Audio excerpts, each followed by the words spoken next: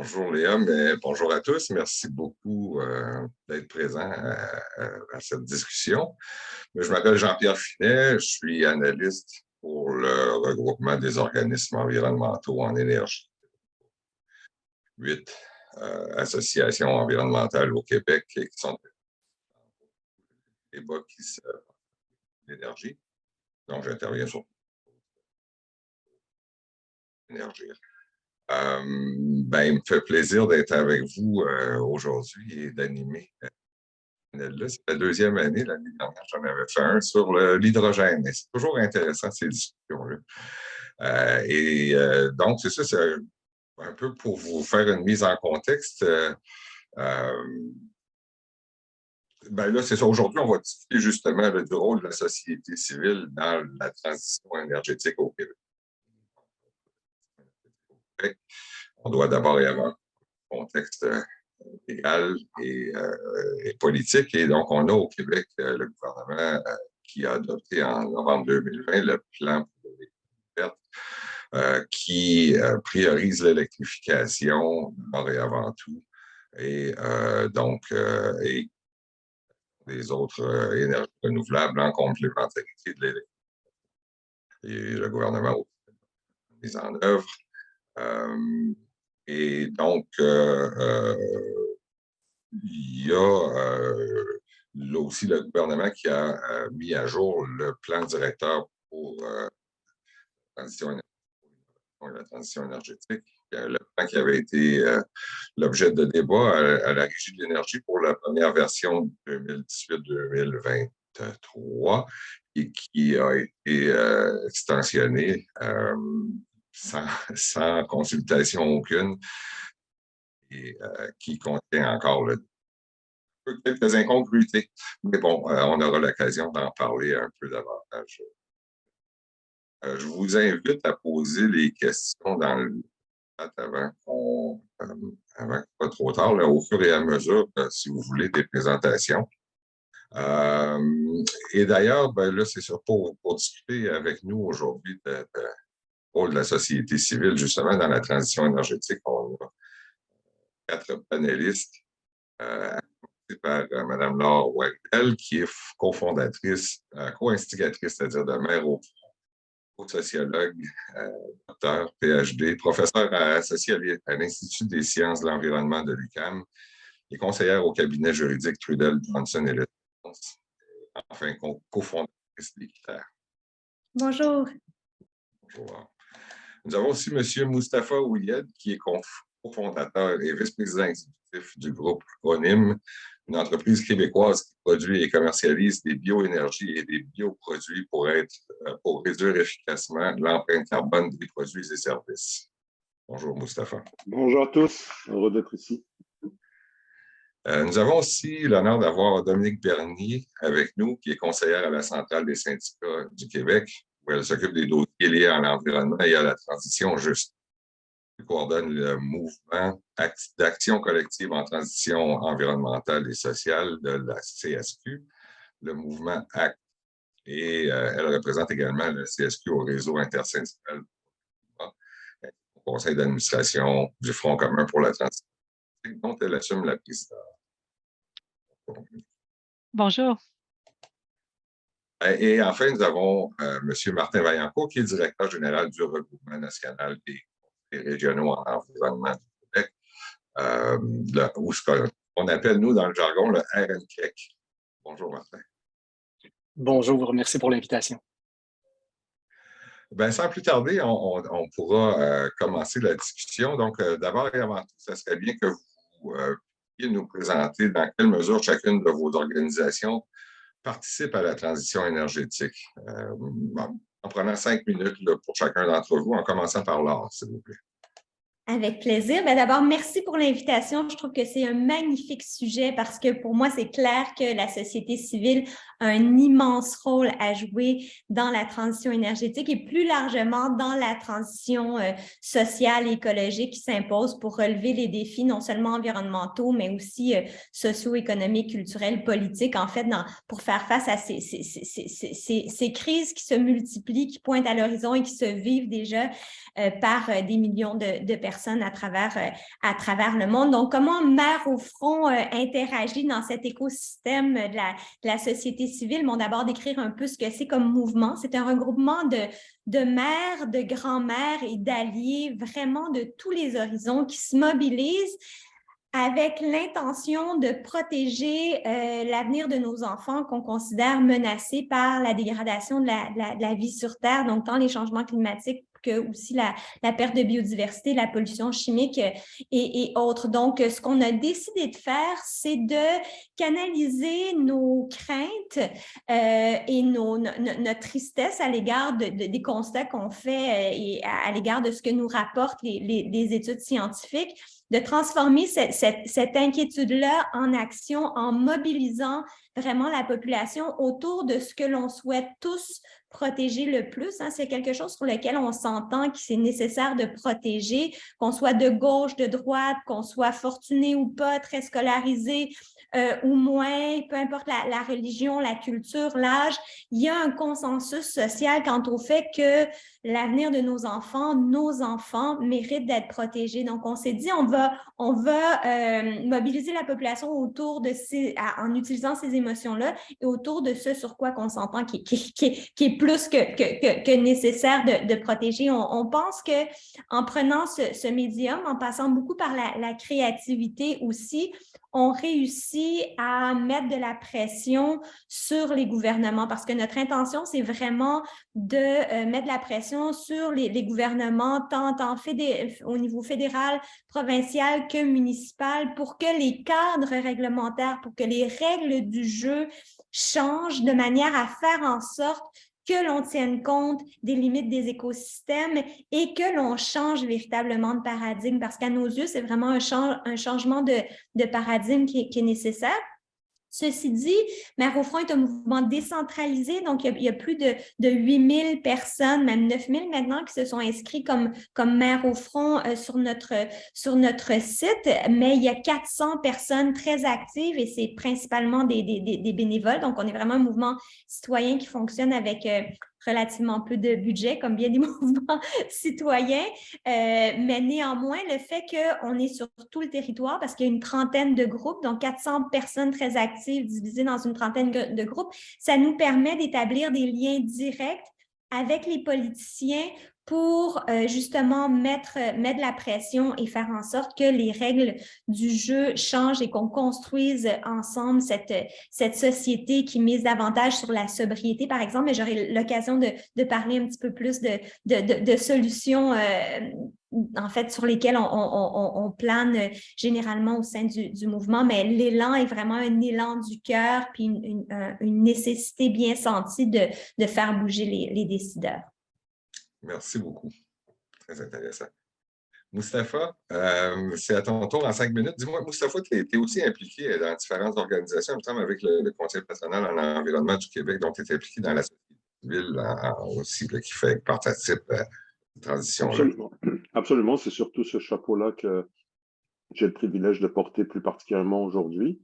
Donc, je suis vice-président du conseil d'administration du CPEQ, le Conseil patronal de l'environnement du Québec. Le CPEQ se veut effectivement un acteur important de la société civile. C'est quelque part la voie, le catalyseur, le forum par lequel les entreprises du Québec œuvrent, innovent et contribuent à la protection de l'environnement et à la mise en œuvre du développement durable dans leurs activités. Notamment, le CPEQ va donner de la formation, de l'accompagnement. On a annoncé cette semaine en marge de la COP 27, à laquelle participe Mme Hélène Lauzon, la PDG de l'organisation, au lancement bientôt du guide sur la carboneutralité. Donc, le CPEQ va aider justement les organisations à se doter d'une stratégie, d'un plan de mise en œuvre pour atteindre les objectifs de carboneutralité. Et ça fait partie d'une série d'outils que le CPEQ met en place depuis sa création en 1992, c'est pas n'importe quelle date. Et depuis 1992, notamment, il y a eu toutes les questions du vivre ensemble avec la société civile, avec l'entourage dans une entreprise, donc les guides sur l'acceptabilité sociale, sur la gestion du voisinage, la prise en compte en amont de l'acceptabilité sociale dans la réalisation des projets, donc très actif. Et entre autres, aux questions de l'heure, puisqu'on est à la COP27, particulièrement Grouponym, mon entreprise, qui est une start-up qui réalise, enfin, on est une vieille start-up, puisqu'on est en train de finir la construction de la deuxième usine qui se trouve à Montréal-Est, dans laquelle nous apportons une nouvelle solution pour remplacer les énergies fossiles et des produits d'origine fossile en fabriquant des bioénergies et des bioproduits à partir de résidus de biomasse qui autrement seraient envoyés à l'enfouissement ou à l'incinération.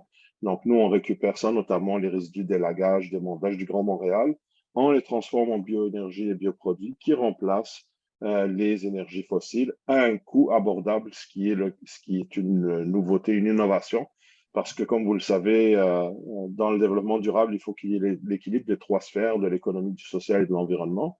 Donc, on apporte une solution environnementale qui développe l'acceptabilité sociale et la création d'emplois, mais aussi qui répond à la nécessité de maintenir en activité les entreprises créatrices de richesses et qui font partie de la solution au changement climatique.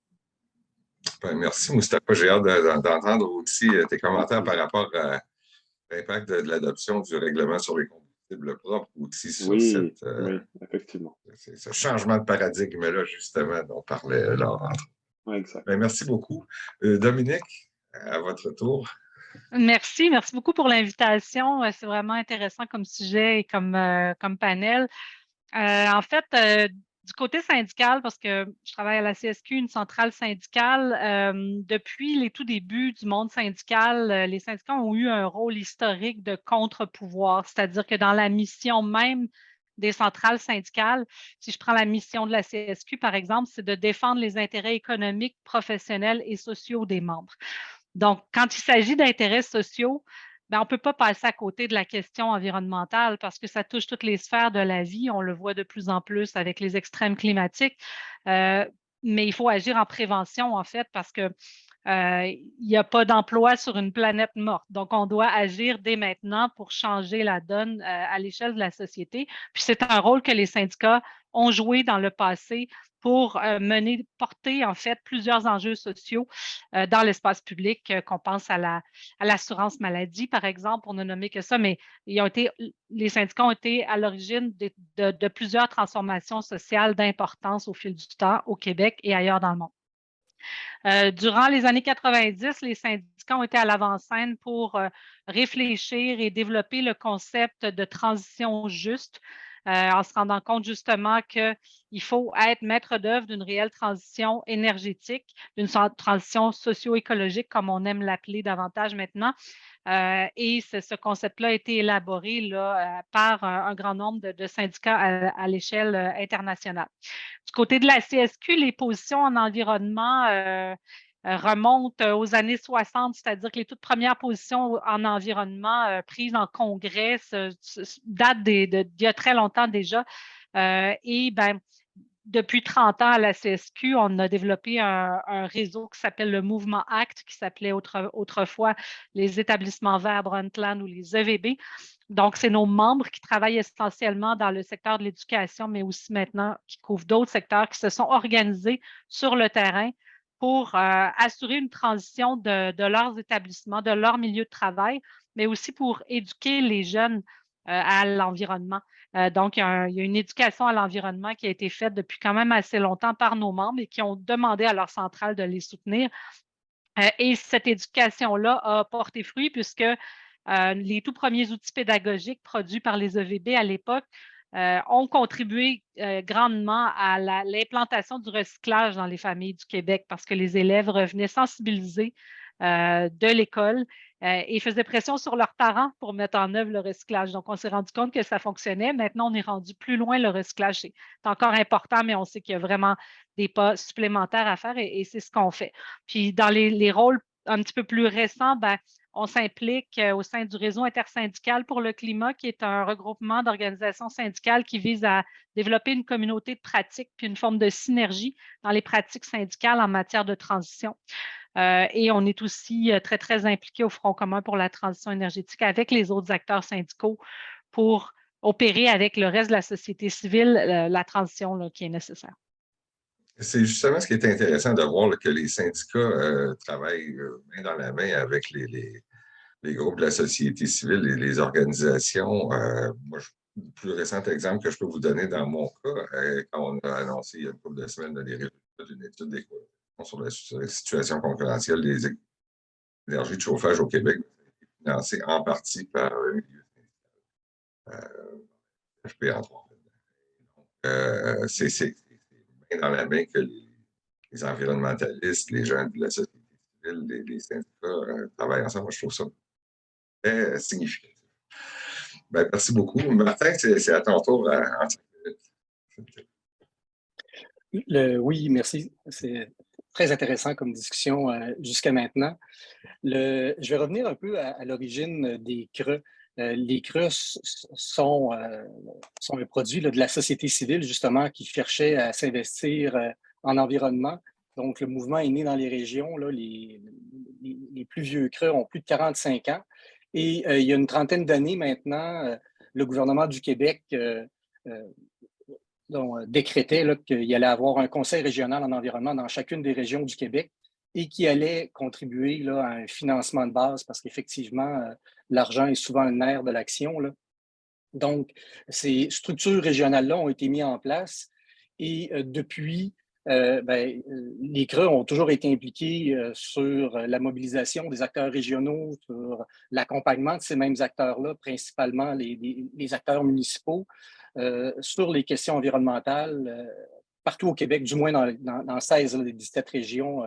Le réseau n'est pas présent dans le Grand Nord du Québec jusqu'à maintenant.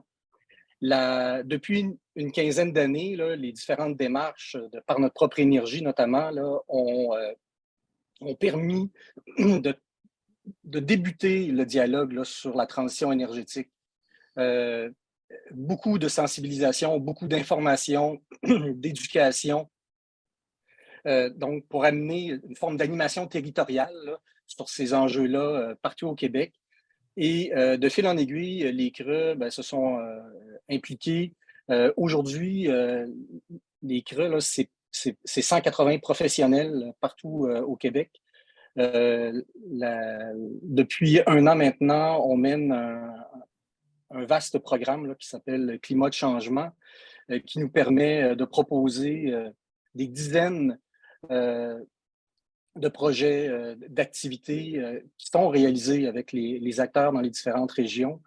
Le réseau est également très impliqué avec l'ensemble des partenaires environnementaux au Québec sur toutes sortes de projets.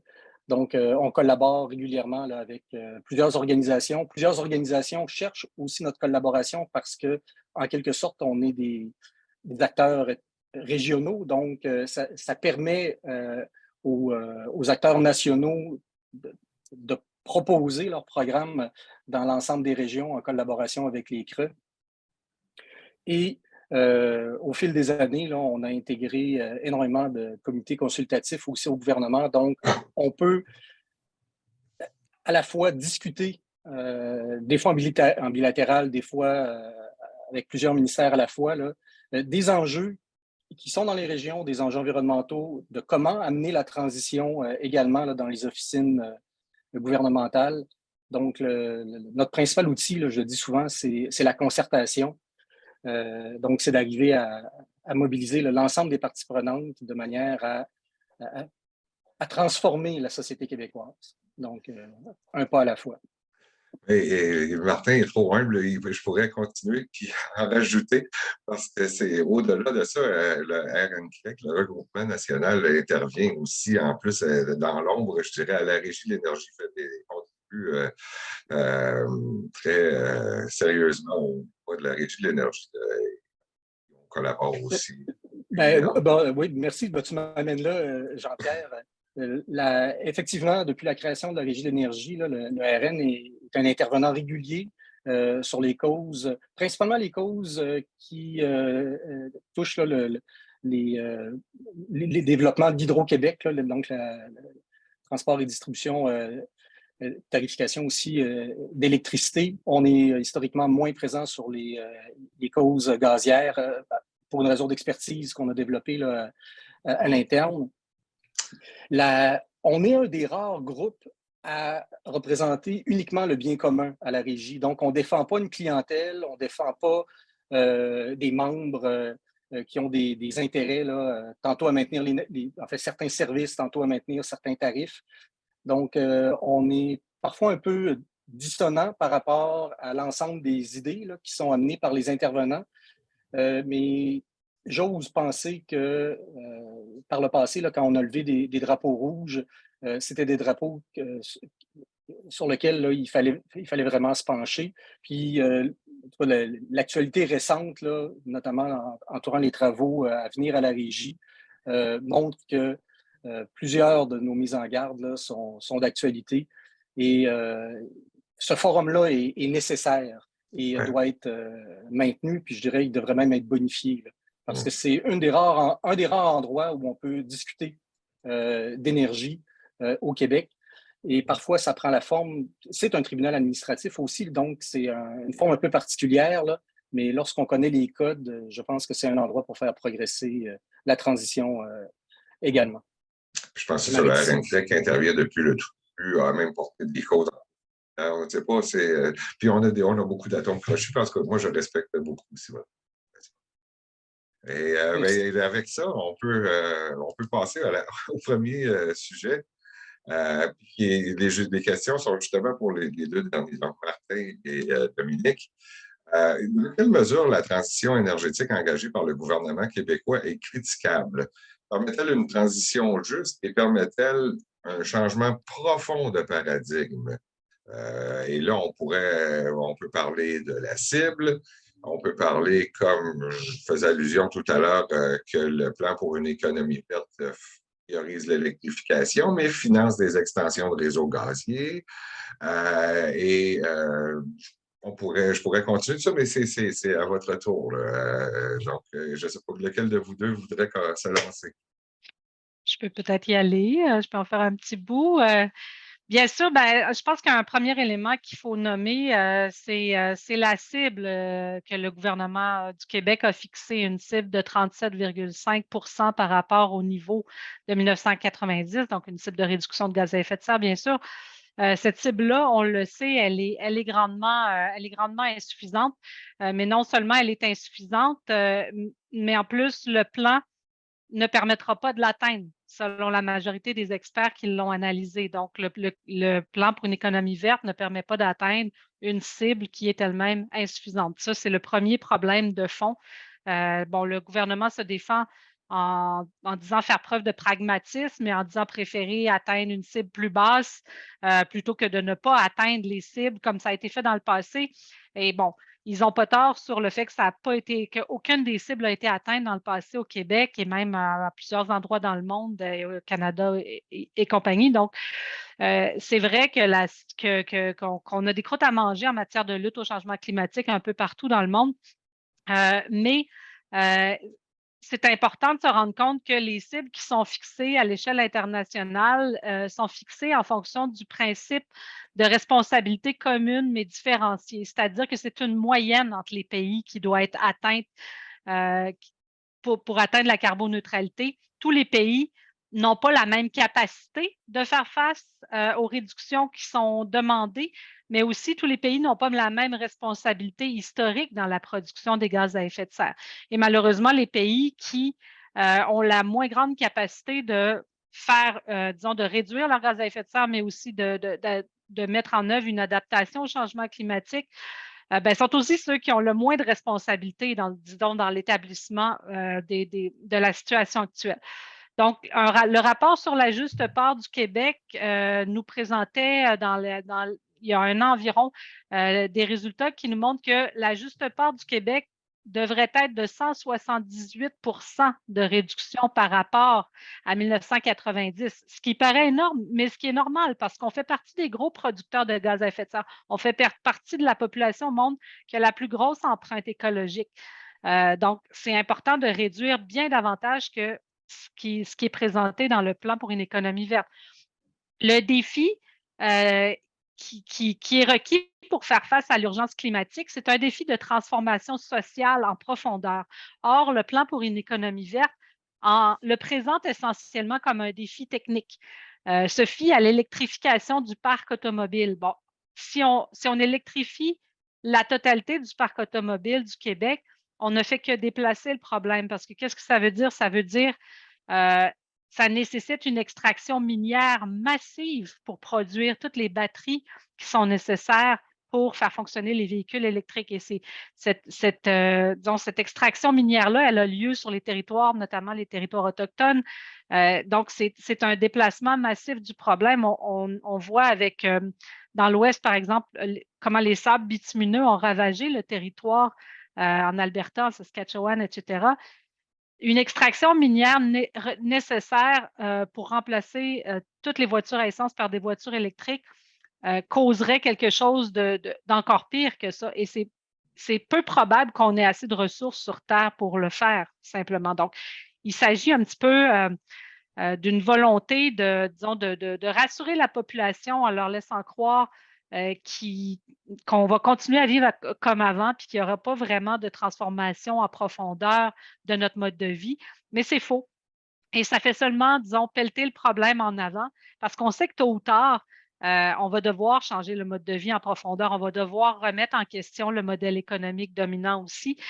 Puis si on ne le fait pas maintenant, de façon coordonnée, de façon efficace et rapide, mais coordonnée, ben, quelque part, ça va nous débouler dessus, puis on va être obligé de changer, mais on n'aura pas de prise sur la situation. Donc, une réelle prise en charge, en fait, de l'urgence nécessiterait de mettre tout en œuvre pour permettre un changement profond dans la société, notamment un changement dans notre façon de se déplacer, puisqu'au Québec, le transport représente plus de 43 des émissions de gaz à effet de serre. On a la chance d'avoir l'hydroélectricité d'avoir disons, ce gain historique-là qui nous permet là, de ne pas avoir de transformation trop profonde là, dans les modes d'énergie pour se chauffer, par exemple. Mais pour ce qui est du transport, il y a plein de choses que le gouvernement peut faire pour aider la population à se déplacer autrement. Puis, pour ce qui est de la prise en compte d'une réelle transition juste, bien encore là, comme je le disais, c'est un défi technique que le gouvernement s'est donné, alors qu'une réelle transition juste comporte un grand nombre de piliers, dont notamment l'importance du dialogue social. Ça doit être fait en concertation. Toutes les couches de la société doivent être partie prenante de la réflexion puis du changement proposé. Et actuellement, ce n'est pas comme ça que ça se passe. Les choses sont adoptées dans les officines du ministère et c'est un peu, on est placé devant le fait accompli sans pouvoir participer à la décision. Et bon, toute la notion de justice sociale est complètement évacuée aussi. Ça pourrait faire l'objet d'un autre panel. Parfaitement raison, je suis parfaitement d'accord. Puis on dirait qu'on se déresponsabilise de part et d'autre aussi, là, les citoyens. Je ne peux pas faire grand-chose. Puis le gouvernement, qui vient d'annoncer 46 millions en 5 ans pour aider la société civile, mais sans prendre les actions que le gouvernement doit prendre. D'ailleurs, en transition, Martin, est-ce que, puis là, je ne veux pas non plus peinturer ton intervention, mais est-ce que le plan pour une économie verte ne vient pas, je dirais, faciliter l'atteinte de la cible de 2030? On ne va pas atteindre visiblement à partir on est là, mais au détriment de la carboneutralité de 2050. Est-ce que les actions qui font partie du plan pour une économie verte ne viennent pas justement compromettre cette carboneutralité-là? Entre autres, par exemple, en enchâssant le gaz dans le marché avec la biénergie par le gouvernement. La transition énergétique, puis pour reprendre les mots de Laure, la transition socio-écologique qui est devant nous, c'est évidemment le plus grand défi que la société doit relever pour la suite des choses. Il n'y a probablement pas de bons plans à nulle part dans le monde. Donc, je ne pense pas qu'on soit très différent au Québec.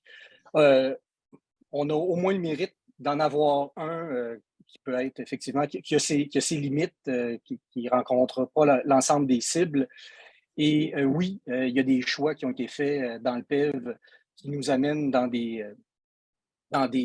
voies qui vont faire en sorte que la carboneutralité va être plus longue à atteindre. Là, tu l'as mentionné, notamment en maintenant la part du gaz là, dans le portefeuille énergétique du Québec, en retardant le temps où on prend des décisions pour minimalement bannir le renouvellement des appareils au gaz, comme on le fait pour le mazout là, par le passé là, dans les constructions, les empêcher dans les constructions neuves.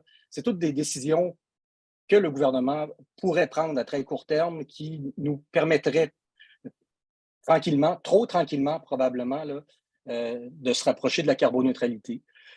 L'enjeu qui est du côté du gouvernement, du moins c'est ce qu'il nous dit, mais on le conçoit bien, c'est toujours celui du rythme. Donc, c'est à quelle vitesse on peut opérer cette transition-là pour qu'elle demeure socialement acceptable. On a vu là, les hausses de taxes en Europe, là, les mouvements sociaux qui se sont en fait, qui ont pris ce prétexte-là pour ramener tous les autres problèmes que la société a actuellement sur la place publique, et les politiciens ont dû faire marche arrière. Donc, il y a le jeu politique ici est vraiment le délicat équilibre entre les actions à poser, le rythme de ces actions-là et les objectifs de carboneutralité. Est-ce que les sommes sont suffisantes? La réponse, c'est non. Est-ce que l'ensemble des actions présentées sont suffisantes? Non plus. Est-ce que ceux-là peuvent être mis en œuvre au rythme souhaité de manière acceptable au Québec? Je pense que oui. Et le plan a un mérite, c'est celui d'avoir une mise à jour annuelle. Donc, on n'attend pas d'arriver après 5 ans ou après 10 ans là, pour en faire une évaluation. Donc, si l'acceptabilité sociale est au rendez-vous et qu'un courage politique demeure, là, donc il y a moyen de le bonifier année après année. Est-ce que je crois personnellement que ça va être suffisant pour atteindre nos cibles en 2050? Je pense que non. Il va falloir effectivement une plus grande participation de l'ensemble des acteurs. Et tu as parlé de déresponsabilisation. Il est évident pour moi que il y a des acteurs institutionnels au Québec, il y a bien sûr le mouvement environnemental en général, mais aussi la finance, les entreprises, les citoyens. Il y a de plus en plus d'initiatives de toutes sortes qui vont au-devant des actions portées par le gouvernement, et ça, c'est de bon augure. Le monde municipal est très actif sur les questions d'adaptation, notamment. Donc, c'est de montrer au gouvernement que c'est possible d'aller plus vite, va probablement lui donner le courage là, de proposer des choses ou de faire des propositions plus ambitieuses. Mais il faut pas laisser personne derrière. Là. Donc, l'acceptabilité sociale de tout ça, là, c'est important. OK. On s'entend que on est loin d'avoir la coupe aux lèvres, puis finalement, que la société civile a encore des pressions à faire sur pour l'amener à bouger d'avant. Oui. Okay. Merci, Dominique. Veux-tu ajouter quelque chose avant? Pour la transition, juste entre autres, est-ce que c'est suffisamment couvert là, dans le plan actuel? Ben non, comme je le disais, la transition juste, c'est en fait, c'est un concept qui a été très bien défini à l'échelle internationale. Ça a été aussi, disons, adopté comme concept à la COP26 à Glasgow. Et pourtant, on peine encore à voir sa mise en œuvre au Québec comme au Canada. Les principes directeurs d'une transition juste ne sont pas inclus, en fait, en tant que tels. Bon, il y a une volonté du côté du ministre du Travail d'inclure davantage de notions de dialogue social, de réfléchir davantage à la question du côté du ministère de l'Environnement. Et cette prise en compte-là, elle n'est pas faite là, du tout. Une transition juste, en fait, les principes directeurs, si je peux les résumer très brièvement, j'ai déjà parlé du dialogue social, de l'importance de s'asseoir avec les acteurs de la société civile, mais en particulier les travailleuses et les travailleurs, pour réfléchir à la façon de faire une transition porteuse de justice sociale. C'est le respect des droits fondamentaux au travail, mais aussi l'égalité entre les femmes et les hommes. Donc, ça prend une analyse différenciée selon le sexe des différents projets qui sont mis en œuvre. Et quand on va davantage du côté du béton, du côté de l'électrification, dont on sait que ce sont des métiers essentiellement réservés aux hommes. C'est un autre, disons, c'est un autre critère qu'il faut tenir en compte.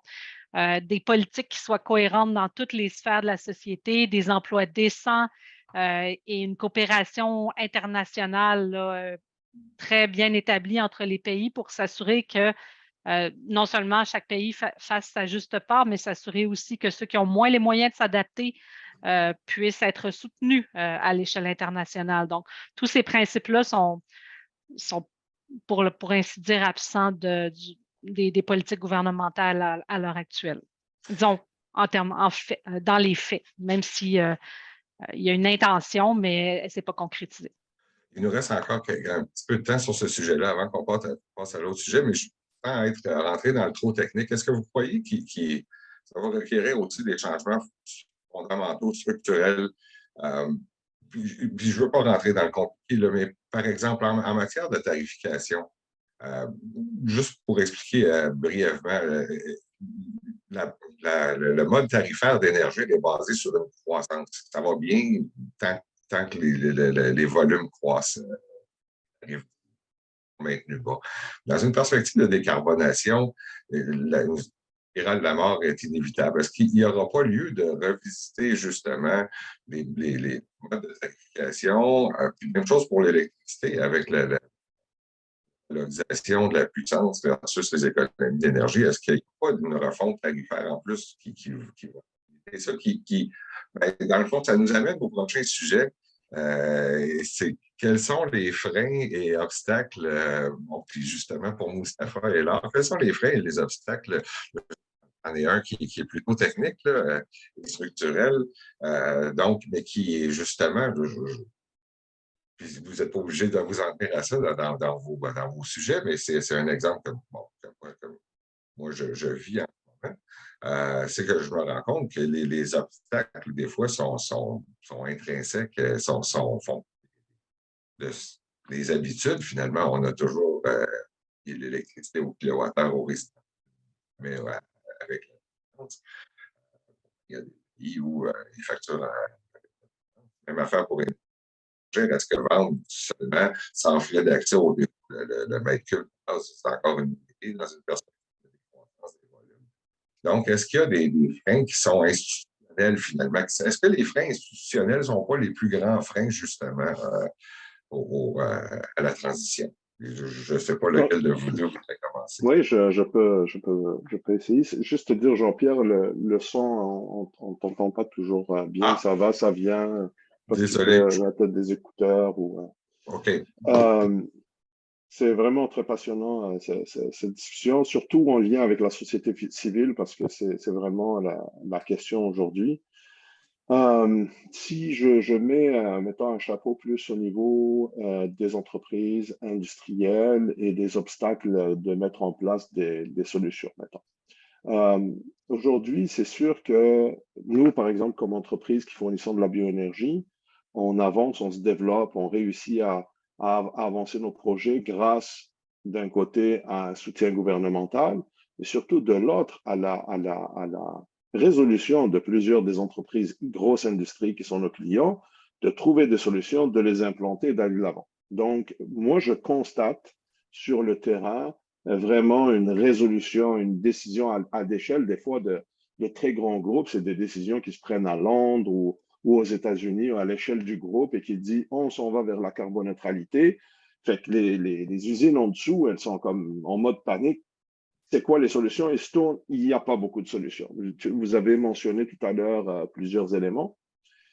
Je dirais, un des obstacles, c'est aussi que malgré tous les efforts que l'industrie fait, il y a une perception négative de la société civile par rapport à l'industrie, que c'est facile de la pointer du doigt, que c'est eux autres les méchants. Et pour plusieurs raisons, les citoyens ont raison de penser à ça. On connaît plusieurs des histoires d'horreur qui se sont passées.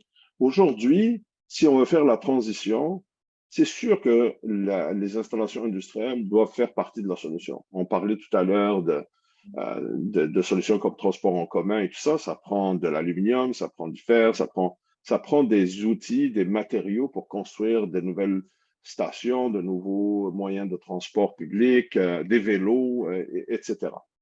Donc, l'idée, c'est de voir, on parlait tout à l'heure, Martin a beaucoup insisté sur l'acceptabilité sociale, comment réconcilier, si vous voulez, la société civile avec le secteur industriel qui est un acteur majeur.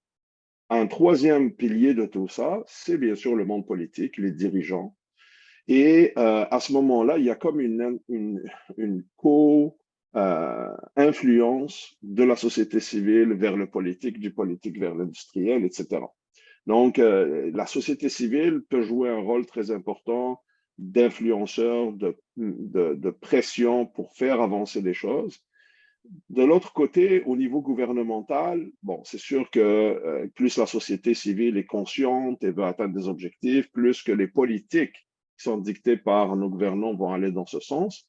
Sauf qu'à la fin de la journée, quand on parle de gaz à effet de serre et qu'on veut atteindre des objectifs et des cibles, la façon prisée à travers le monde, aussi bien à travers les différents protocoles, Paris, Kyoto et tout ça, puis les mécanismes qui existent aujourd'hui, c'est de tarifer le carbone.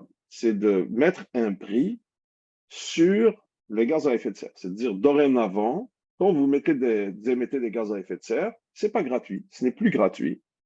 Et quand on dit que ce n'est plus gratuit, il y a quelqu'un qui doit payer. Et c'est là que les politiques ne sont pas toujours claires, les positions ne sont pas toujours claires, la société civile veut que ça ait un impact, donc on est pour la taxe du carbone ou le marché du carbone, mais à la fin, le citoyen n'est pas toujours d'accord pour payer la note. Or, c'est lui qui agit. Donc, qui va payer la note? Là-dessus, un exemple que nous vivons ici au Québec, c'est que nous, par exemple, en tant que groupe ONIM, quand on discute avec les grandes industries sont conscientes du prix du carbone qu'elles payent. Pourquoi? Parce qu'elles sont soumises au marché du carbone. C'est elles qui doivent acheter aux enchères ou au marché secondaire des unités d'émission, des droits d'émission pour compenser leurs émissions. Elles vont comptabiliser tout ça. Le citoyen, lui, il paye la note aussi, à travers sa consommation de gaz, d'essence, d'électricité et tout ça, mais il ne le sait pas vraiment toujours. Donc, quand un client est client de gaz métro, d'énergie, pardon, je suis un ancien de gaz métropolitain à l'époque avec Jean-Pierre. Donc, quand il est chez Énergir au gaz naturel, s'il prend la peine de regarder sa facture, le citoyen, il va voir une ligne qui est écrite « Système de plafonnement et d'échange de droits d'émission ». Il faut vraiment que ce citoyen comprenne que le système de plafonnement d'échange de droits d'émission, c'est le coût qu'il paye pour le carbone. Ça, c'est pas évident.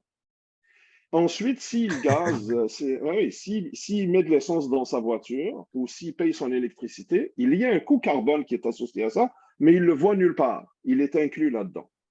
Or, une partie de la solution, c'est de rendre transparent les coûts. Tu parlais de tarification, Jean-Pierre. Il y a la tarification, OK, mais la tarification est un outil. Pour qu'elle ait son effet, il faut qu'on la voie. Souvent, on a pris l'exemple du 5 sous qui nous est imposé lorsqu'on veut utiliser un sac en plastique. Et tranquillement, comme vous le voyez maintenant, les sacs en plastique ont complètement disparu. C'est le papier. Donc, il y a eu une phase de transition. Mais l'effet que ça a eu, ce 5 sous, est énorme sur les consommateurs parce qu'ils le voient. Même si c'est un 5 sous, ils le voient. Si je peux éviter de payer un 5 sous en agissant autrement, je vais le faire. Sauf que pour les gaz à effet de serre, ce sont des milliards de dollars, tu le sais très bien, Jean-Pierre, qui sont colligés depuis 2013 pour le marché du carbone et même avant, depuis 2006, depuis la redevance qui était payée. Et c'est des milliards que les gens le payent, mais ils ne le voient pas nécessairement qu'ils payent ces milliards-là. Donc, peut-être que ça a moins d'effet. Donc, en résumé, moi, je dirais qu'il y a une certaine transparence. Quand on dit le signal de prix, pour qu'il ait un effet, il faut que les gens le voient, ce signal de prix. Donc, il y a peut-être quelque chose à faire dans ce sens. Et de l'autre, essayer de réconcilier l'industrie avec les citoyens pour aller dans le même sens ensemble. Mustapha, là-dessus, puis bon, encore là, on a un petit peu de temps, puis on va garder du temps pour les questions amplement, inquiétez-vous pas. Il reste que ce que ça m'inspire une question dans la mesure où Stephen Guilbeault a challengé aujourd'hui, j'ai vu dans la presse, il me semble, a challengé les autres pays à instaurer des taxes carbone aussi. J'imagine que ça va aider aussi à la menace de délocalisation de plusieurs entreprises qui disent, ben, écoute, moi, si j'évolue dans un monde concurrentiel, si je suis le seul à être taxé pour la vertu de l'environnement, puis que je perds parce que je perds toutes mes ventes, etc., donc c'est pas mieux. C'est certain que si les autres pays en demandent pas, ça serait plus simple. Idéalement, ça serait le fun, il me semble, de faire un GATT, là, ou en tout cas d'une entente commerciale avec des gens qui respectent l'environnement. Mais qu'est-ce que tu en penses de ça aujourd'hui, Justin? Écoute, je te dirais que c'est de moins en moins vrai que les compétiteurs n'ont pas de prix du carbone.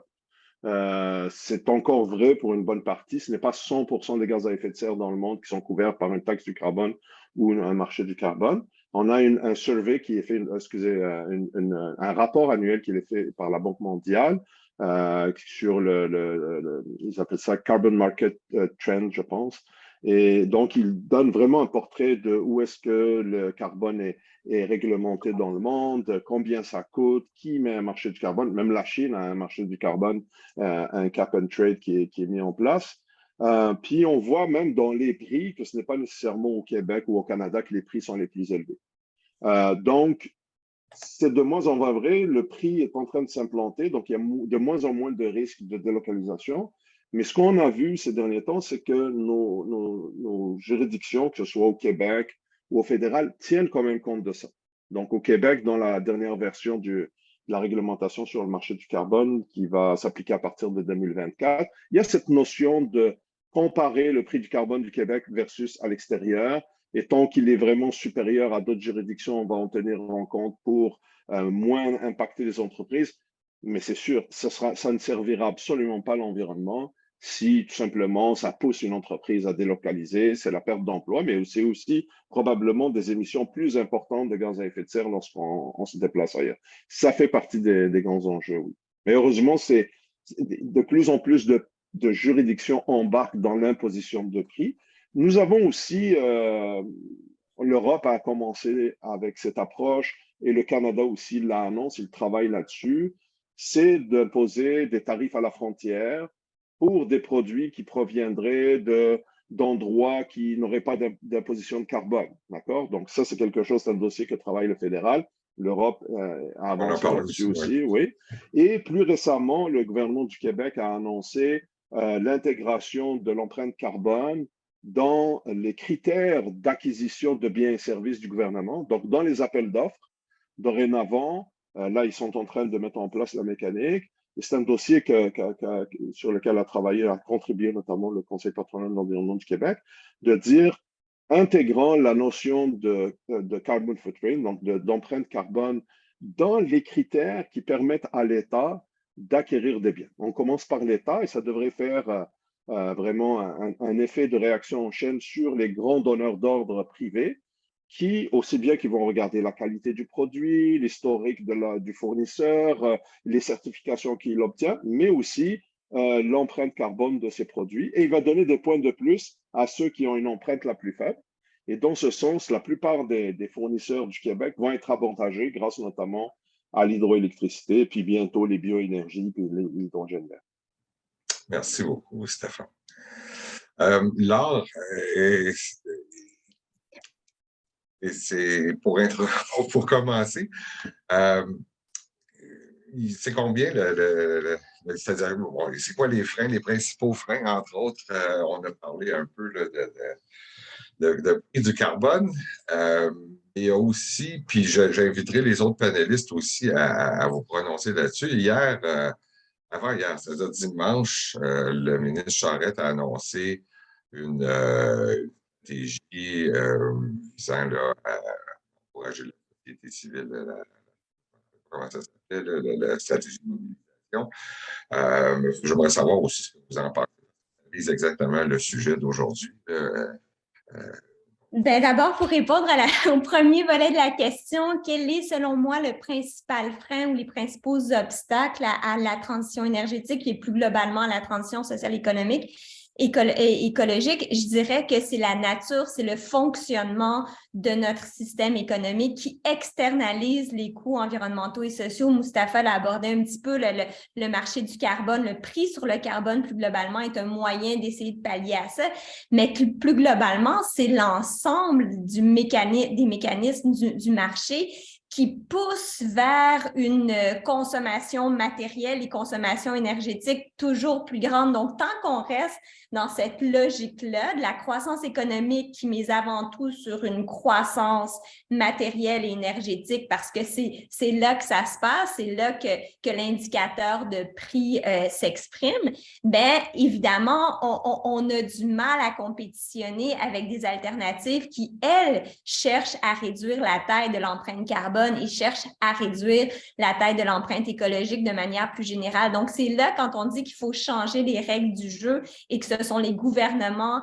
qui ont un rôle à jouer pour mettre en place les cadres et réglementer le marché, c'est vraiment là que ça joue. Et je pense que toute la réflexion maintenant qui prend de plus en plus d'ampleur autour de la nécessité d'une décroissance. Et là, il y a tout le débat autour des termes parce qu'on sait qu'on est pris, même nos gouvernements ont besoin d'une croissance économique parce qu'ils dépendent de revenus pour payer notre système de santé, notre système d'éducation, tout le collectif. Donc, comment est-ce qu'on peut développer un système économique qui réponde aux besoins réels de la population tout en tenant compte des limites des écosystèmes. Et pour ça, c'est clair que de se donner les moyens d'internaliser les coûts environnementaux et sociaux, comme on le fait avec un prix sur le carbone, c'est un moyen qui contribue à ça. Mais en ce moment, au Québec et au Canada, le prix est clairement insuffisant pour faire une vraie différence et on a trop de mécanismes qui permettent aussi d'avoir des compensations ou de passer parce qu'on veut préserver les industries les plus polluantes, on ne veut pas trop leur nuire, mais en même temps, le prix ne joue pas comme une contrainte, alors que l'idée d'un prix sur le carbone et d'appliquer le principe de pollueur-payeur devrait être une vraie contrainte pour les pollueurs. Puis on regarde des pays comme la Suède, par exemple, qui, soit dit en passant, une économie relativement similaire à celle du Québec, une population relativement similaire aussi, ils sont peut-être 2 millions de plus que nous, un climat qui se ressemble, système politique aussi qui se ressemble, mais eux, leur empreinte carbone, elle est 2 fois plus petite à peu près que celle du Québec. Mais eux, ça fait depuis les années 90 qui se sont notamment dotés d'un prix sur le carbone qui aujourd'hui n'est pas à 18,95 la tonne comme au Québec, mais qui est plutôt à 165 $ la tonne. Fait que je peux vous dire que les entreprises là-bas, elles ont un intérêt très grand à trouver des solutions pour polluer moins. Puis en passant, en Suède comme au Québec aussi, ils sont surtout sur les énergies renouvelables, donc hydroélectricité et éolien. Donc, c'est pour ça que c'est intéressant de comparer ces deux, on peut dire, ces deux pays entre guillemets, mais ils ont aussi misé sur la sobriété énergétique.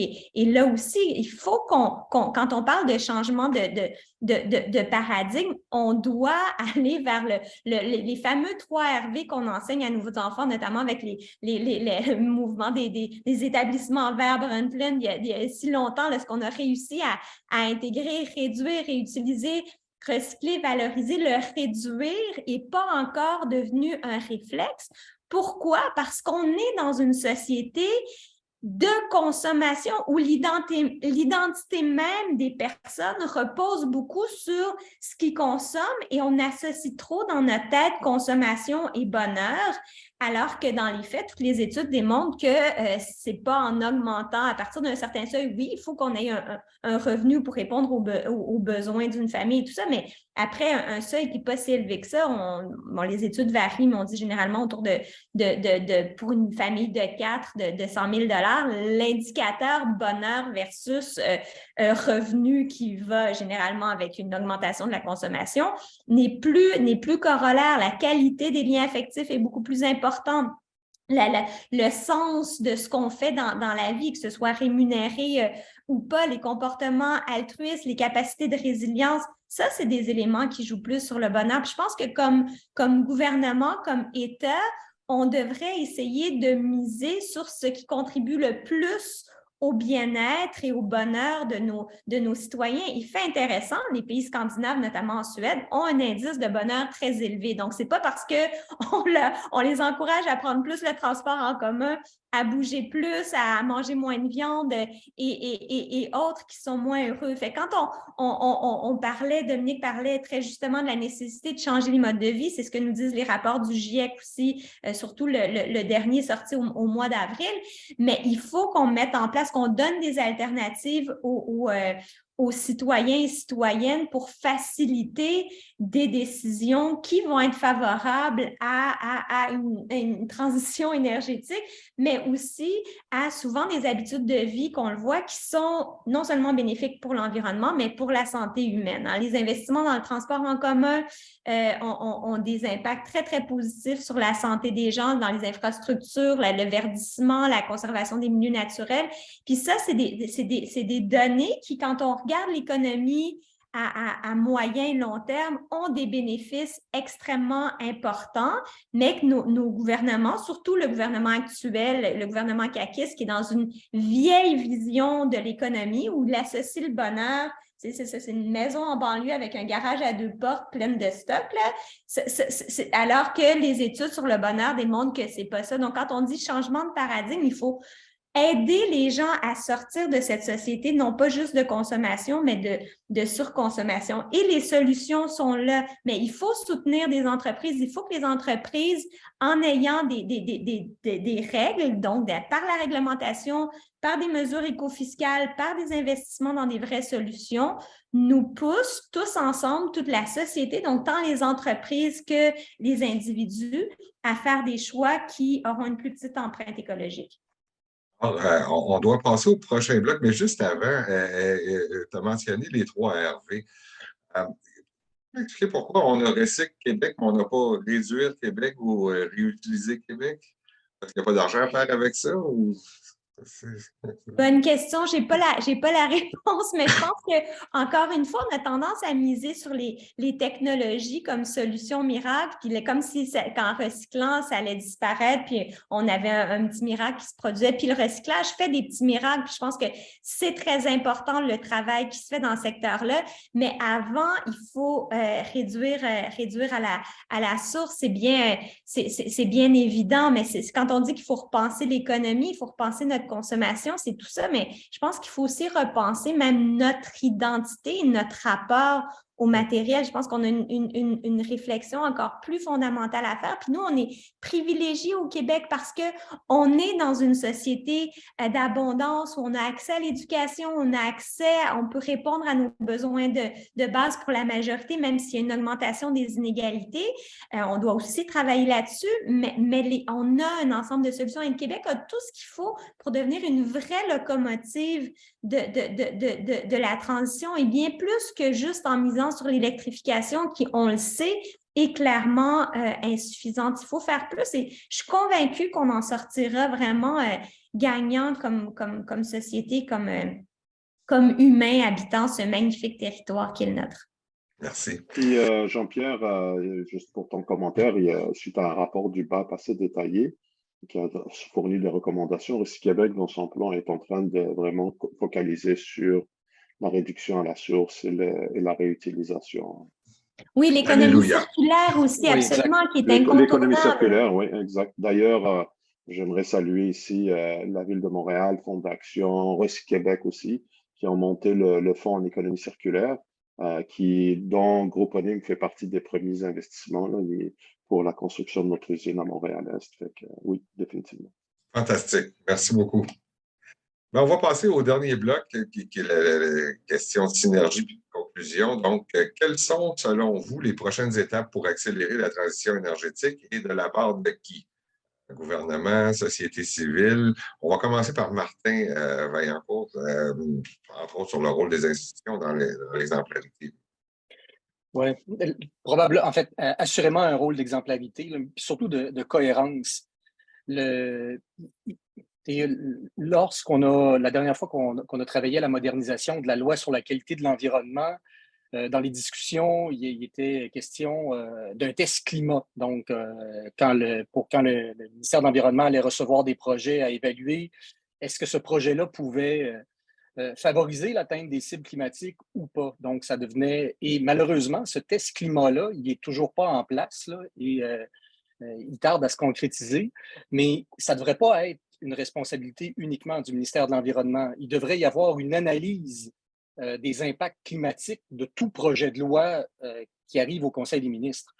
Et avec un outil comme ça, parce que ça existe déjà, là, on fait des analyses d'impact réglementaires sur toute forme de projet de loi qui est déposé, qui va être adopté au gouvernement pour voir si ça va être, s'il va y avoir des effets pervers à l'emploi ou si ça va le favoriser, est-ce qu'il va y avoir plus de paperasse ou moins de paperasse pour les entreprises. Mais d'ajouter un volet, l'impact sur le climat de l'ensemble des projets qui sont portés par le gouvernement, c'est sûr que ça permettrait une décision plus éclairée par le Conseil des ministres par la suite. Donc, ça, je pense qu'il y a un élément là qui appartient là, aux législateurs. Le devoir d'exemplarité, il faut sortir uniquement des organismes gouvernementaux ou des organismes apparentés. Là. Il faut que l'ensemble des institutions au Québec se dotent d'une vision là, en termes de transition. Il y a de plus en plus de villes là, qui mettent un cadre. On peut saluer là, ce que la ville de Montréal, mais la communauté la métropolitaine de Montréal là, cherche à faire sur le bâtiment. C'est souvent à ce niveau d'intervention-là qu'on va voir des résultats rapides qui vont avoir, bien sûr, un impact sur nos vies, mais qui vont avoir un réel effet sur l'atteinte des cibles. Sur les enjeux de transport, notamment, là, les sociétés de transport devraient être des acteurs de premier plan dans la transition énergétique, ça va de soi. Il y a également encore des grands efforts de sensibilisation, d'information à faire. Parmi les éléments là, qui ont été annoncés au cours de la fin de semaine par M. Charette, là, donc dans sa stratégie de mobilisation citoyenne, bon, il reconduit un certain nombre de programmes là, comme Action Climat là, qui finançait une partie des initiatives citoyennes. C'est très bien, mais je pense que la nouveauté dans ce plan-là, c'est tout le support qui va être amené pour qu'il y ait une meilleure littératie climatique, une littératie énergétique dans la population en général. L'accord, en fait, la collaboration là, qui est annoncée avec 1.5 va permettre d'amener l'information climatique là, à un plus haut niveau. Quand on regarde le contexte nord-américain là, qui déborde ailleurs dans le monde, il y a une très grande polarisation là, des idées, des débats, des orientations à prendre comme société. Donc, c'est important de maintenir là, l'effort d'éducation et de sensibilisation, là, puis d'amener la bonne information pour que les gens puissent s'outiller et devenir critiques vis-à-vis l'ensemble de ce qui est proposé par la suite. Donc ça, je pense que c'est un bon élément. Est-ce que c'est suffisant, 41 millions? Ben, probablement pas, mais après ça, on pourra travailler à le bonifier pour aller plus loin. Jean-Pierre, excusez, oui, c'est beau. Avant de passer la parole à Dominique, je ne voulais pas y aller de background. Avant de passer la parole à Dominique, tu as mentionné la ville de Montréal et sa réglementation. Et en termes d'exemplarité, puis d'effet boule de neige, je dirais, il y a d'ailleurs plusieurs municipalités, il y a même des États aux États-Unis qui ont pris des décisions drastiques de bannir la construction. Il y en a en Europe, il y a des pays aussi en Europe au complet. Et on voit justement que le leadership de la Ville de Montréal, ici au Québec, est en train de faire il y a énormément de municipalités qui sont intéressées justement à prendre les mêmes orientations. Il y a le Centre québécois du droit de l'environnement qui vient de publier un rapport qui, justement, établit que les villes ont le droit de là, mais qui de faire preuve de leadership et de ne pas laisser les municipalités y aller morceau par morceau, territoire par territoire, mais plutôt de faire un peu comme je pense que c'est toi qui faisais cette référence-là, plutôt notamment sur les appareils au puis faire. La Ville de Montréal prend un leadership qui donne et qui a l'air à faire des petits, puis c'est ça qui est intéressant en termes de... Dominique? Oui, ben en fait, pour rebondir un peu sur la question des obstacles, je suis tout à fait d'accord avec Laure sur le fait qu'il y a une transformation en profondeur de notre modèle économique qui est nécessaire pour orienter une économie, pour faire en sorte que l'économie soit au service des gens et au service de l'environnement et non plus l'inverse. Actuellement, c'est l'inverse. Nous sommes au service de l'économie et l'environnement est vu comme un bassin de ressources nécessaires pour alimenter une croissance économique sans fin. Donc, il faut changer ça. Qui peut changer ça? Ben, le gouvernement. Pourquoi changer ça? Ben, en fait, on a vu avec la pandémie, je sais qu'on est tanné d'en parler, mais juste un petit mot sur la pandémie, on a vu à quel point nos services publics sont essentiels pour faire face aux crises. On a vu à quel point ils ne sont pas en état de le faire aussi. La pandémie nous l'a montré très vite. Nos hôpitaux sont remplis. C'est encore le cas en ce moment dans les urgences pédiatriques, notamment. Ce qu'il faut comprendre, c'est que l'urgence climatique va être vécue et est déjà vécue un peu partout dans le monde, y compris au Québec, comme une succession de crises sanitaires. C'est ni plus ni moins l'humain, on le vit comme une crise sanitaire. Les inondations, les vagues de chaleur, tous les extrêmes climatiques, les feux de forêt sont des urgences sanitaires. Donc, il faut avoir un filet social, il faut avoir des services publics prêts à y faire face, prêts disons, à supporter la détresse de la population, à répondre aux besoins de la population.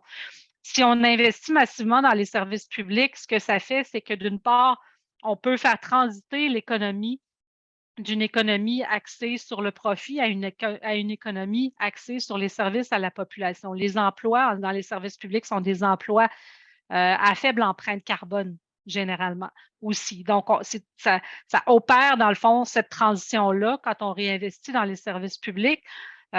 Et en fait, ça fait en sorte d'augmenter la résilience et l'adaptation à l'urgence climatique en plus. Donc, c'est deux pierres d'un coup.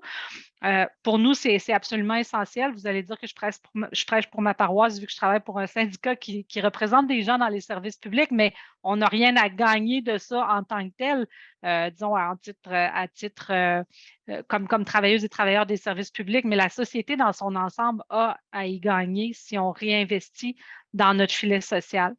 Je pense que, dans le fond, les prochaines étapes pour accélérer la transition, c'est aussi qu'il y ait une prise en charge par la population de manière collective parce que manifestement, nos gouvernements, malgré la bonne volonté qu'ils pourraient avoir, puis bon, on peut remettre en question leur bonne volonté, mais bon, je pense que certains d'entre eux sont de très bonne volonté. L'échéance électorale fait en sorte qu'ils sont difficilement capables de prendre les décisions impopulaires qui sont nécessaires pour faire face à la situation. Et ils ne les prendront, ces décisions-là, que quand ils vont sentir qu'ils ont la population derrière eux.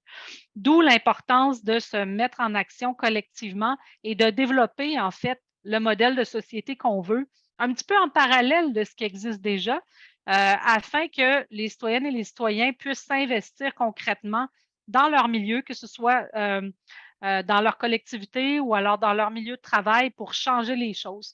Et à partir du moment où où le mouvement va être en œuvre et que des gens vont changer concrètement les choses et réduire concrètement l'empreinte écologique de leur village, de leur ville, de leur milieu de travail, le gouvernement va faire ce qui doit être fait, ce qui aurait dû être fait depuis très longtemps et mettre en place les structures là, nécessaires pour supporter tout ça. Moi, j'y crois beaucoup et c'est ce que fait le Front commun pour la transition énergétique, essentiellement par sa feuille de route vers la carboneutralité du Québec qui a été élaborée dans les dernières années. Et maintenant, les collectivités zen, les collectivités zéro émission nette qui sont présentes dans 8 territoires distincts au Québec et très bientôt les chantiers ZEN en milieu de travail, ZEN pour zéro émission nette toujours, qui vont être lancés après les fêtes. Donc, tout ça, tout ce mouvement-là, et bon, le mouvement Mères au front qui fait un travail politique exceptionnel, un travail de pression sur les gouvernements, mais toutes ces mobilisations-là sur plusieurs fronts sont nécessaires, en fait, pour accélérer la transition énergétique et faire en sorte que ce soit une transition porteuse de justice sociale aussi, bien sûr. Bien dit. Merci beaucoup, Dominique. Mustapha, 4 minutes. C'est quoi les prochaines étapes, selon toi? Qu'est-ce qu'on devrait faire? Définitivement, continuer à avoir de la transparence sur les prix. Je pense que c'est un élément très important. Puis expliquer à quoi sert l'argent qui est colligé pour trouver des solutions. Comme je te disais, nous, Groupe ONEM, on a directement bénéficié des taxes et des coûts que le gouvernement impose aux entreprises. Ça nous a permis d'avancer notre technologie 100% québécoise, de faire travailler des fabricants québécois pour développer une technologie qui est unique au monde et qui permet de retourner cette solution-là aux mêmes installations qui ont émis la pollution, ce que disait, je pense, Laure ou Dominique, le pollueur-payeur. Ben, c'est aussi de dire que tu ne payes pas juste pour payer, pour te taper sur le doigt, mais on va t'enlever une partie de l'argent qu'on va donner à ceux qui vont développer une technologie.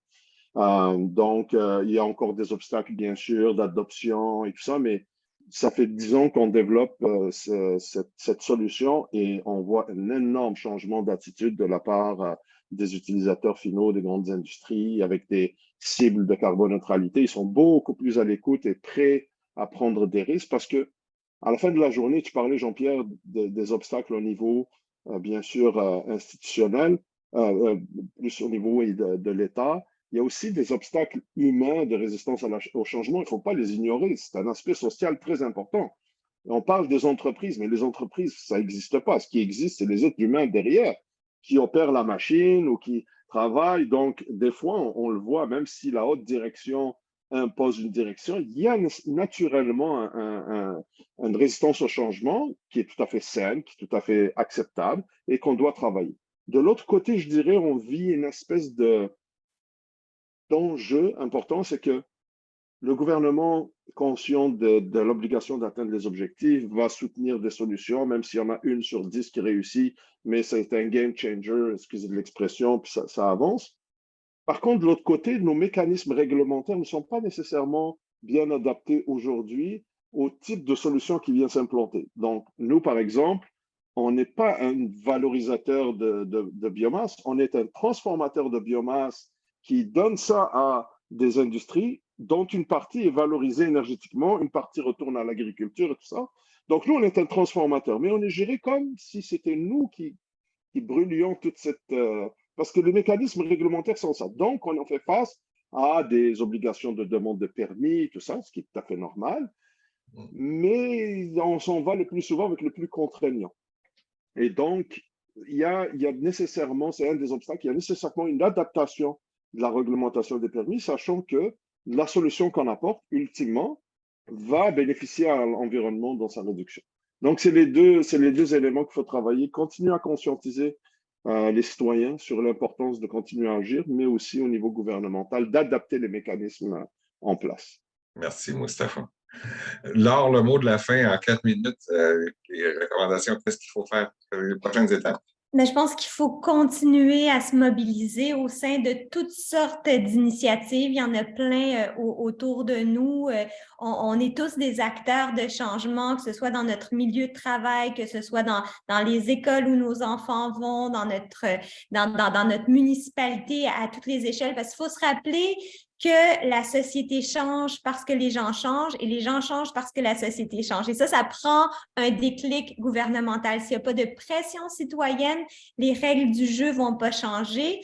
Et pour ça, on a tous un rôle à jouer. Je pense qu'il faut sortir du cynisme et se mettre tous à réaliser qu'on a beaucoup plus de pouvoir qu'on serait porté à croire en s'engageant par tous les moyens qui nous sont octroyés. Merci beaucoup. Très intéressante discussion. Moi, j'en irais pour des heures encore avec vous si on pouvait, mais malheureusement, on n'a pas tant de temps que ça. Puis il nous reste une dizaine de minutes pour la période de questions. On a parlé tout à l'heure de pouvoir avoir des questions.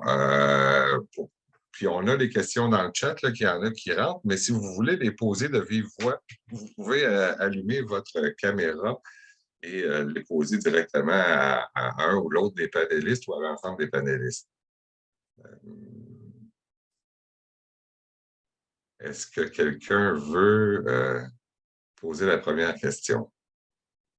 Ou est-ce qu'on lise celles qui sont dans le chat?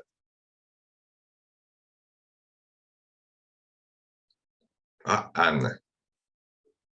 Oui, bonjour. Est-ce que vous m'entendez? Oui. Bon, pas par contre. Non, mais je ne vois pas où activer ma caméra, fait que je suis bien désolée pour ça. Il n'y a pas de souci, il n'y a pas de souci. Pas comme d'habitude. Donc, oui, ma question, c'était pour Mme Bernier, mais je veux juste mentionner que j'ai vraiment aimé vos discours à tous et toutes. Donc, merci pour ces belles informations-là. Donc, j'ai écrit en commentaire. Donc, c'est ça ce que vous suggérez, étant donné la réalité du fait qu'effectivement, les gouvernements se président pour un temps donné. Vous dites que l'idée, ce serait que la population s'implique plus activement. Mais ma question est la suivante, comment faire vraiment pour générer une mobilisation? J'en vois là, moi aussi, là, puis j'en fais partie de la mobilisation citoyenne, mais des fois, moi, c'est plutôt là, pour mes écoles. Je travaille pour le Lab 22, là, c'est pas mentionné, donc voilà. Mais c'est plus difficile vraiment de faire mobiliser les gens, tant adultes que jeunes. Fait que je voulais savoir si vous aviez des petites pistes. Merci beaucoup. Je peux y aller? Oui? Oui? Ben, merci pour la question. C'est une grosse question. La mobilisation, j'ai pas de recette miracle parce que ça fait des années que je cherche la réponse. Si jamais vous la trouvez, vous pouvez me la donner aussi éventuellement. Mais ce que j'ai remarqué, en tout cas, dans le milieu syndical en particulier, c'est que ce qui fonctionne, et je pense que c'est comme ça dans d'autres milieux, c'est de partir des préoccupations des gens. Donc, c'est d'y aller par des questions, d'une part, pour faire surgir les inquiétudes, faire surgir la réflexion collective. Et ça nous surprend très souvent. Parce que, dans le fond, on est porté à arriver avec des solutions toutes faites ou même avec des enjeux spécifiques, mais ce n'est pas nécessairement peut-être les enjeux auxquels dans le fond, on aurait pensé là, qui interpellent les gens. Par exemple, moi, je travaille beaucoup justement en milieu scolaire avec des enseignantes, avec du personnel de soutien, du personnel professionnel. Et on veut les mettre en action sur la question de la transition, sur la question de la décarbonisation de leur milieu de travail, mais très souvent, ce qui, eux, les intéresse, c'est les matières résiduelles, c'est comment réduire les déchets. Donc, ben, pourquoi pas? C'est une façon de se mettre en action et s'ils veulent travailler sur établir, en fait, le compostage à l'école, ben, déjà, il y a un impact sur la réduction des gaz à effet de serre, même si ce n'est pas aussi considérable que le transport, et ça les met en action ainsi que les jeunes. Pour ce qui est du monde syndical, ben, j'ai remarqué qu'une voie d'entrée pour sensibiliser des gens des acteurs syndicaux qui n'ont pas nécessairement de préoccupations environnementales marquées à la base, la santé et sécurité au travail a été une belle porte d'entrée. Donc, en montrant comment les changements climatiques viennent affecter les conditions de travail, ben là, j'ai eu une écoute que je n'avais pas eue auparavant. Donc, en partant vraiment de ce qui touche les gens dans leur milieu et en fixant aussi, je pense, avec eux, ça c'est très important, des objectifs réalistes. Parce que s'attaquer au changement climatique, c'est vraiment abstrait, c'est vraiment gros et on peut très vite se sentir en situation d'échec avant même d'avoir commencé parce qu'on ne sait pas par quel bout prendre ça. Tandis que si on se fixe un objectif réaliste et qu'on l'atteint, ça signifie qu'il est proche de nous, qu'il est atteignable. Ben, après, on peut construire sur les petites victoires. À chaque petite victoire, la mobilisation se construit et on gagne de la confiance et on gagne de l'envie d'agir aussi. Donc, c'est le conseil que j'aurais à donner. Mais il n'y a pas de recette magique. Merci beaucoup. Merci, Anne. C'est vrai que ce n'est pas évident parce que c'est moi-même dans mes proches, ma famille, tout ça, pour bien des gens, c'est tellement compliqué. Et en plus, quand ils se disent, ben écoute, qu'est-ce que tu veux que ça change? à moi. Mais c'est un challenge, en effet, sauf que en marketing, on dit que pour chaque client qui se plaint, il y en a 9 qui ne se plaignent pas. Donc, c'est un peu aussi la société civile, c'est un peu ça, c'est la voix de ceux qui sont moins vocales, mais qui. Non, mais c'est ça, mais c'est représentatif quand même. Ça ne veut pas dire qu'on ne sera pas capable. Mais il faut quand même. On est quand même représentatif. Est-ce qu'il y a une prochaine question? Un autre participant. Il y en avait une au tout début qui nous est arrivée, qu'on a dit qu'on reprendrait à la fin, d'Édith Chabot, qui disait en tant que citoyen. Ben, Édith, je ne sais pas si vous voulez prendre la parole ou sinon je lis sa question si vous voulez. Elle est là, elle arrive. OK. Allô, est-ce qu'on m'entend? Oui. Oui, bonjour Laure, merci d'avoir vu ma question et bonjour à tous et toutes. C'était très intéressant en effet. Oui, ma question c'était quoi donc? Je vais retourner la lire moi-même. En tant que citoyen, citoyenne, donc partie de la société civile, qu'est-ce qu'on peut faire? On l'a déjà abordé un peu, Dominique en a parlé, mais qu'est-ce qu'on peut faire pour faire avancer plus rapidement la transition énergétique, donc socio-écologique évidemment, autant individuellement qu'en groupe? On sait que, bon, pour mobiliser, là, on en a parlé beaucoup, mais individuellement ou en petits groupes ou en famille, qu'est-ce qu'on peut faire pour que ça aille plus vite? Parce que sinon, ça devient rapidement démoralisant, comme le disait Dominique. Laure, oui. Oui, je peux peut-être me risquer, mais je pense que de toucher le cœur des gens, parce que moi, j'ai été pendant des décennies à essayer de m'adresser plus à la tête, arriver avec des arguments, des études scientifiques et tout le reste. Puis oui, on a réussi à avancer quand même, les mentalités se sont transformées. Si on regarde où on était il y a 30 ans, il y a 20 ans, même il y a 10 ans. Je pense qu'il y a une conscientisation qui a progressé, mais on tarde à aller plus loin. Puis j'ai l'impression que pour que les gens bougent vraiment, souvent, soit ça prend une catastrophe, une crise qu'on vit directement, puis là, on se dit, bon, mais ça n'a pas d'allure, il faut changer. Ou alors, ça prend vraiment un élan du cœur aussi qui se ressemble à un désir de protéger quelque chose qu'on aime. Donc, quand on regarde, on étudie un peu qui se mobilise, pourquoi, souvent, ça va être autour de ces enjeux-là. Puis après, il y a tout l'effet boule de neige qu'on peut créer en inspirant aussi, parce que ce que les études ont démontré en psychologie comportementale, c'est que très, très souvent, plus que l'avis d'un expert qui va nous être donné, ça va être les gens autour de nous qui vont nous influencer. C'est le cas quand c'est le temps de faire de l'exercice, par exemple, changer son alimentation pour aller plus vers des choix santé, ou alors justement ces changements-là vont s'opérer parce que là la personne va avoir un problème de santé puis là va sentir qu'elle a comme pas le choix. Mais autrement, quand il n'y a pas une crise, ça va être souvent parce qu'on va regarder quelqu'un, on va dire waouh, ça a l'air le fun de faire ça, ça a l'air bon cette recette pleine de légumes.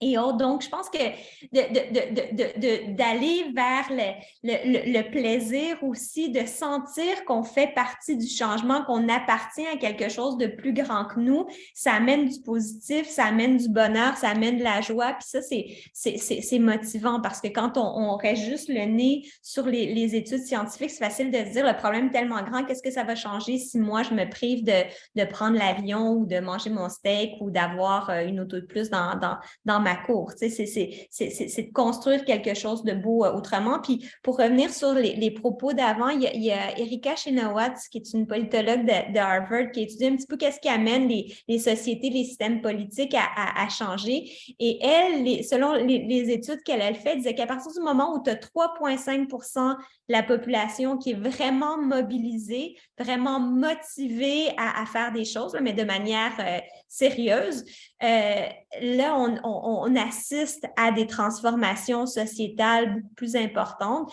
Puis elle a étudié notamment les mouvements des droits civiques aux États-Unis, les mouvements des femmes et autres. Et les mouvements, ça prend une diversité d'acteurs. Les mouvements plus radicaux ont joué un rôle aussi. Puis là, on voit émerger toutes sortes d'actions en désobéissance civile aussi qui forcent, qui dérangent plus, mais qui obligent aussi les gouvernements à regarder. Fait que moi, mon impression, c'est que on va assister de plus en plus à ça parce que les gens sentent que les gouvernements ne bougent pas suffisamment rapidement. Donc, ça, c'est ma casquette d'éco-sociologue qui parlait.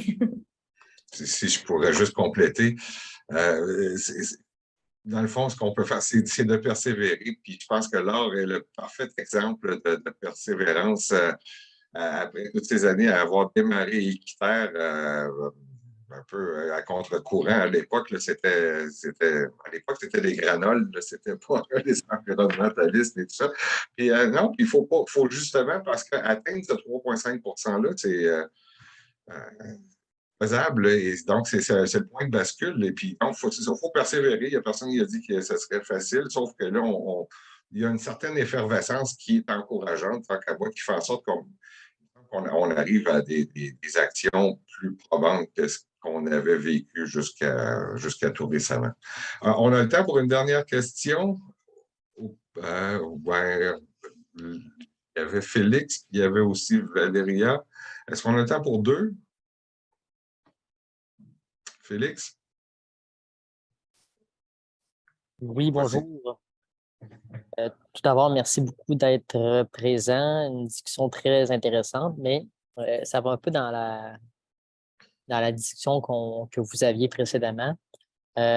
Comment faire, parce que, bon, en tant que jeune citoyen, je me pose la question presque tous les jours, comment faire devant un gouvernement super majoritaire, d'essayer de l'influencer dans ce qu'on a dit tantôt par rapport à une vision économique qui est, disons, plutôt conservatrice et qui rejoint très peu de jeunes. Donc, ça accentue un peu le clivage entre plus vieux et plus jeunes. Bref, j'aimerais entendre vos réflexions à ce niveau-là. Merci. Oui, je peux peut-être, mais ça va reprendre un peu les arguments qui ont été amenés par Laure, par Dominique. Je pense que la seule posture qui est viable là, pour ne pas être complètement découragé, c'est celle de passer à l'action, puis c'est celle de l'implication. Donc, oui, actuellement, l'opposition à l'Assemblée nationale semble bien faible, mais c'est possible de rejoindre des groupes qui sont actifs dans la société civile ou de travailler avec le monde municipal qui peut lui aussi prendre la parole dans l'espace public puis revendiquer un certain nombre de changements. Donc, je pense que c'est à chacun un peu de trouver à quel endroit il peut amener une valeur ajoutée à l'organisation où il y a du plaisir aussi. Parce que l'idée, là, c'est on fait ça aussi parce qu'on y croit, puis on cherche à amener un changement, somme toute, positif.